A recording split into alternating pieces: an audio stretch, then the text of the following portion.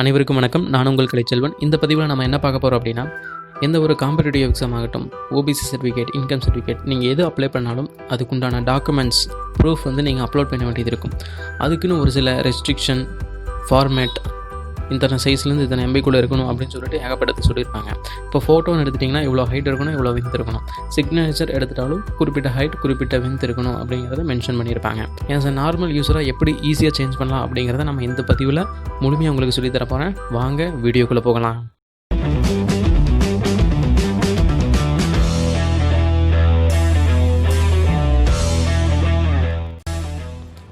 முதல்ல டிஎன்பிஎஸ்சி சைட்டில் photo and signature எப்படி அப்லோட் பண்ணுறது, அதனுடைய ஃபார்மேட்டுக்கு இதில் வந்து பார்த்திங்கன்னா சென்டிமீட்டரில் கொடுத்துருப்பாங்க. அதை நம்ம எப்படி சேஞ்ச் பண்ணி அப்லோட் பண்ணுறது அப்படிங்கிறத பார்க்கலாம். கூகுள் ஓப்பன் பண்ணிவிட்டு சென்டிமீட்டர் டு பிக்சல் அப்படின்னு சொல்லி டைப் பண்ணுங்கள். டைப் பண்ண உடனே ஃபஸ்ட் லிங்க் வரும். அந்த ஃபஸ்ட் லிங்கை நீங்கள் ஓப்பன் பண்ணிக்கோங்க. கன்வெர்ட் சென்டிமீட்டர் டு பிக்சல்னு இருக்கு இல்லையா, அதை ஓப்பன் பண்ணுங்கள். ஓப்பன் பண்ணோடனே இப்படி தான் இருக்கும். சென்டிமீட்டர் கீழே வந்து பிக்சல்னு இருக்கும். நீங்கள் சென்டிமீட்டர் என்ன கொடுக்குறீங்களோ அதுக்கு தகுந்த மாதிரி பிக்சல் உங்களுக்கு காட்டும். உங்களுக்கு ஃபோட்டோவுக்காகட்டும் சைனுக்காகட்டும் எவ்வளோ ஹைட்டு எவ்வளோ விந்து கொடுத்துருக்காங்கிறத அந்த சென்டிமீட்டரை பார்த்து நீங்கள் அதில் டைப் பண்ணிங்க அப்படின்னா பிக்சலுக்கு உண்டானது வந்துடும். ப்ரௌசரை மினிமைஸ் பண்ணிக்கோங்க. மினிமைஸ் பண்ணிவிட்டு உங்களுக்கு தேவையான அந்த ஃபோட்டோ வந்து ரைட் கிளிக் பண்ணுங்கள். ரைட் கிளிக் பண்ணி ஓப்பன் வித்துன்னு இருக்கு இல்லையா, அதில் வந்தீங்க அப்படின்னா பெயிண்ட்னு ஒரு ஆப்ஷன் இருக்கும். அதை ஓப்பன் பண்ணிக்கோங்க. அதை ஓப்பன் பண்ண உடனே நீங்கள் மேலே வந்து பார்த்துட்டிங்கன்னா ரீசைஸ்னு ஒரு ஆப்ஷன் இருக்கும். அதை டிக் பண்ணிங்க அப்படின்னா பர்சன்டேஜ் பிக்சல் இருக்கும். பிக்சல் நீங்கள் டிக் பண்ணிவிட்டு கீழே வந்து அதை அன்டிக் பண்ணிடுங்க.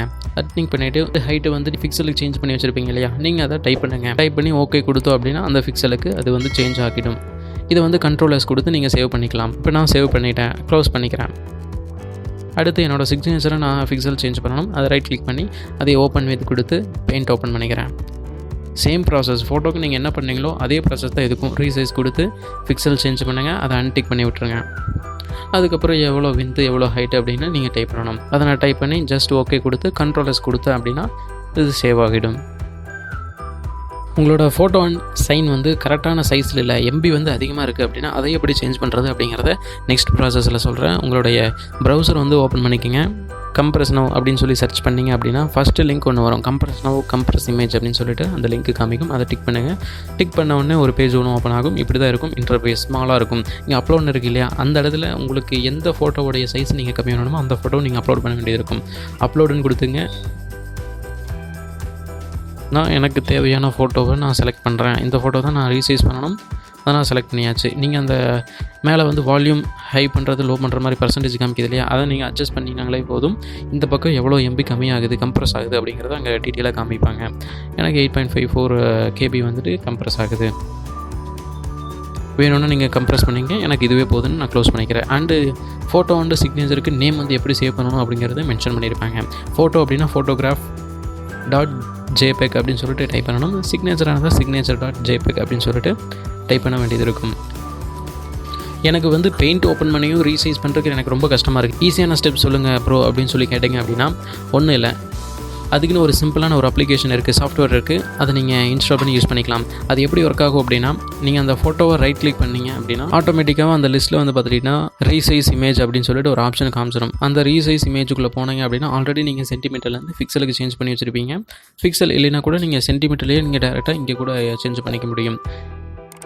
இங்கே நான் ஆல்ரெடி அந்த ஃபோட்டோக்கு உண்டான ஃபார்மேட் செலக்ட் பண்ணி வச்சுருக்கேன். உங்களுக்கு கஸ்டமைஸாக கூட நீங்கள் செட் பண்ணி இன்ச்சஸாக பிக்சலாக அப்படின்னு சொல்லிட்டு ரீசைஸ் கொடுத்தீங்க அப்படின்னா ரீசைஸ் ஆகிடும். இது ஈஸியான மெத்தட். இந்த சாஃப்ட்வேருக்கான லிங்க்கும் நான் கீழே டிஸ்கிரிப்ஷனில் கொடுத்துட்றேன். இந்த ரெண்டையும் ஒரே பிடிஎஃப்பில் நம்ம வைக்கணும் அப்படின்னா, ஏன்னா ஒரு சில சைடில் வந்து பார்த்திங்கன்னா பிடிஎஃப் ஃபைலை ப்ரிஃபர் பண்ணுவாங்க. அப்படி இருக்கும்பொழுது நம்ம ஃபோட்டோவை பிடிஎஃப் எப்படி மாற்றுறது அப்படின்னா JPEG to PDF அப்படின்னு சொல்லிட்டு நீங்கள் கூகுள் சர்ச்சில் டைப் பண்ணிங்க அப்படின்னா JPEG to PDF அப்படிங்கிறத ஸ்மால் PDF அப்படின்னு சொல்லிட்டு ஒரு வெப்சைட் ஓப்பன் ஆகும். இது வந்து நான் யூஸ் பண்ண வரைக்கும் கொஞ்சம் நல்லா ஒர்க் பண்ணிகிட்டு இருக்குன்னு சொல்லலாம். மினிமமாக ஒரு நாளைக்கு வந்து பார்த்திங்கன்னா 2 டைம் நீங்கள் இதை ஃப்ரீயாக யூஸ் பண்ணிக்கலாம். இதில் வந்து சூஸ் ஃபைல் கொடுத்துருங்க. நீங்கள் என்னென்ன ஃபோட்டோவை நீங்கள் பிடிஎஃபாக ஒரே சிங்கிள் பிடிஎஃபில் வைக்கணும்னு நினைக்கிறீங்களோ அதை வந்து நீங்கள் செலக்ட் பண்ணி ஜஸ்ட் ஓப்பன் கொடுத்துருங்க. ஓப்பன் கொடுத்தீங்க அப்படின்னா லோட் ஆகிட்டு இந்த மாதிரி வந்துடும். நீங்கள் எக்ஸ்ட்ரா ஏதாவது லோட் பண்ணனா கூட லோட் பண்ணிக்கலாம். இல்லை நான் தப்பாக லோட் பண்ணிட்டேன் அப்படின்னா கூட நீங்கள் அதை டெலிட் பண்ணுறதுக்கும் ஆப்ஷன் வச்சுருக்காங்க. நீங்கள் கரெக்டான ஃபோட்டோ தான் பண்ணியிருக்கீங்களா, கிளியராக இருக்குது அப்படின்னு சொல்லி செக் பண்ணுறதுக்கு ஜூமிங் ஆப்ஷனும் கொடுத்துருக்காங்க.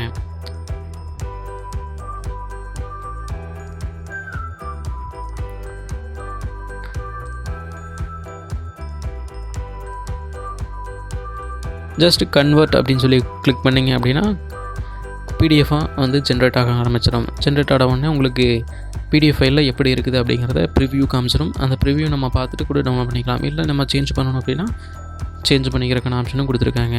இதனோட MB சைஸ் எவ்வளோ டவுன்லோட் பண்ணிருக்கிற ஆப்ஷனும் கொடுத்துருக்குறாங்க.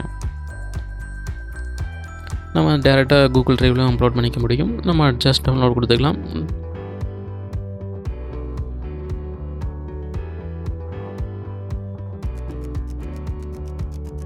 இதில் வந்து வேறு இது மட்டும்தானா அப்படின்னு கேட்டிங்கன்னா ஏகப்பட்ட PDF எடிட் பண்ணுறதுக்கு, கம்ப்ரஸ் PDF பண்ணுறதுக்கு, PDF ஃபோட்டோவை மாற்றுறதுக்கு, ஃபோட்டோவை PDF மாற்றுறதுக்குன்னு சொல்லிட்டு ஏகப்பட்ட ஆப்ஷன்ஸ் இருக்குது. நீங்கள் கொஞ்சம் ட்ரை பண்ணி பாருங்கள். ஓரளவுக்கு ஃபோட்டோஷாப்பில் எடிட் பண்ண தெரியும். ஆனால் என்னோடய சிஸ்டம் ஃபோட்டோஷாப் இன்ஸ்டால் பண்ணால் ரொம்ப ஸ்லோவாகிடுது. அதனால் என்னால் ஃபோட்டோஷாப்பில் யூஸ் பண்ண முடியல. இதுக்கு ஆப்ஷனாக வேறு தான் இருக்குது அப்படின்னு கேட்டிங்க அப்படின்னா கண்டிப்பாக இருக்குது. ஆன்லைன்லேயே நம்ம ஃபோட்டோ எடிட்டிங் சாஃப்ட்வேரை ரன் பண்ணி ஈஸியாக நம்ம எடிட் பண்ணிக்கவும் முடியும். கூகுள் சர்ச்சில் வந்து பார்த்திங்கன்னா photopay அப்படின்னு சொல்லி சர்ச் பண்ணிங்க அப்படின்னா ஃபஸ்ட் லிங்க் ஒன்று வரும். photopay ஆன்லைன் ஃபோட்டோ எடிட்டர் அப்படின்னு சொல்லி ஒரு ஆப்ஷன் இருக்கும். நீங்கள் அதை கிளிக் பண்ணிங்க அப்படின்னா உங்களுடைய ஃபோட்டோ எடிட்டர் வந்து ஓப்பன் ஆகிடும். ஓகே, இதுதான் அந்த இன்டர்ஃபேஸ். இது நியூ ப்ராஜெக்ட் கொடுத்துங்க. நியூ ப்ராஜெக்ட்குள்ளே வந்த உடனே அது என்னென்ன சைஸில் இருக்கணும், என்னென்ன விந்தில் இருக்கணும் அப்படின்னு சொல்லி கேட்டிருப்பாங்க. உங்களுக்கு தேவையான விந்த் அண்ட் சைஸை வந்து நீங்கள் செலக்ட் பண்ணிக்கிங்க. ஜஸ்ட் நீங்கள் கிரியேட் கொடுத்துருங்க. நீங்கள் ஃபைல் ஓப்பன் பண்ணி ஓப்பன் அப்படின்னு சொல்லி கொடுத்தீங்க அப்படின்னா உங்களுக்கு தேவையான ஃபோட்டோவை நீங்கள் செலக்ட் பண்ணிங்க அப்படின்னா டேரெக்டாக இந்த ஃபோட்டோஷாப்புக்குள்ளே நீங்கள் அந்த ஃபோட்டோவை கொண்டு வந்துடலாம். அந்த இமேஜை கிளிக் பண்ணி கீழே வந்தீங்க அப்படின்னா இமேஜ் ரீசைஸ் அப்படின்னு ஒரு ஆப்ஷன் இருக்கும். அதாவது இமேஜ் சைஸ் நீங்கள் என்ன வித் வேணும், என்ன ஹைட் வேணும், இன்ச்சா பிக்சல் அப்படின்னு சொல்லி நீங்கள் செலக்ட் பண்ணிங்கன்னா இது பண்ணிக்கலாம். சரி, இந்த மாதிரி நம்ம சேஞ்ச் பண்ணதுக்கப்புறமா இதை எப்படி அவுட்புட் எடுக்கிறது அப்படின்னு பார்க்கலாம். ஜஸ்ட் நீங்கள் அந்த ஃபைலை செலக்ட் பண்ணி கீழே வந்தீங்க அப்படின்னா எக்ஸ்போர்ட் ஆஸ் அப்படின்னு சொல்லி கொடுத்துருக்காங்களே, உங்களுக்கு தேவையான ஃபார்மேட்டில் நீங்கள் எடுத்துக்கலாம். PNG ஆகட்டும், JPEG ஆகட்டும். நான் JPEG கொடுத்துக்கிறேன்.